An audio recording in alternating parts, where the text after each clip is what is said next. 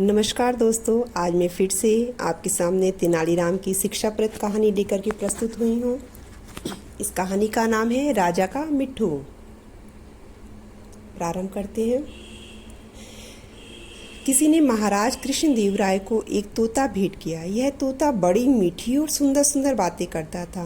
वह लोगों के प्रश्नों के उत्तर भी देता था। राजा को वह तोता बहुत पसंद आया। उन्होंने उसे पालने और उसकी रक्षा का भार अपने एक विश्वासी नौकर को सौंपते हुए कहा, इस तोते की सारी जिम्मेदारी अब तुम्हारी है। इसका पूरा ध्यान रखना। तोता मुझे बहुत प्यारा है। इसे कुछ हो गया तो याद रखो, तुमने कभी यह समाचार दिया कि यह तोता मर गया तो तुम्हें अपने प्राणों से हाथ धोना पड़ेगा। अतः नौकर ने तोते की खूब देखभाल की। इस तरह की उसकी सुख सुविधा का ध्यान रखा। पर एक दिन तोता बेचारा चल बसा। बेचारा नौकर थर थर कांपने लगा। अब उसकी जान की खैर नहीं। वह जानता था कि तोते की मौत का समाचार सुनते ही क्रोध में महाराज उसे मृत्यु दंड दे देंगे। तेनालीराम के अलावा कोई उसकी रक्षा नहीं कर सकता था। वह दौड़ा दौड़ा तेनालीराम के पास पहुंचा और उन्हें सारी बात कह सुनाई। तेनालीराम ने कहा, बात सचमुच बहुत गंभीर है।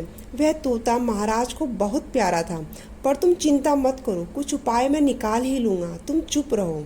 तोते के बारे में महाराज से कुछ कहने की आवश्यकता नहीं, मैं स्वयं संभाल लूँगा।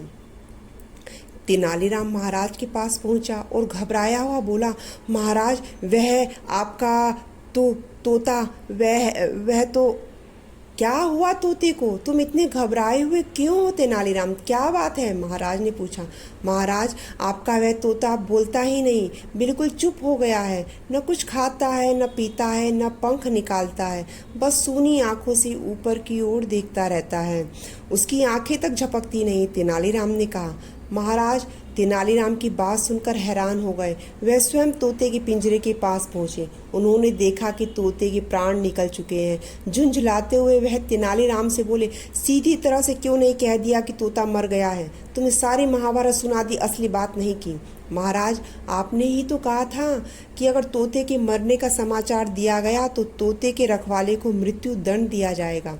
अगर मैंने आपको यह समाचार दे दिया होता तो बेचारा नौकर अब तक मौत के घाट उतार दिया होता। तेनालीराम ने कहा।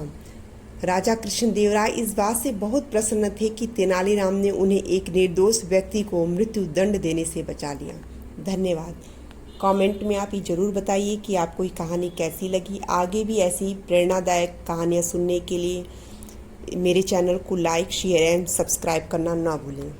धन्यवाद फिर से।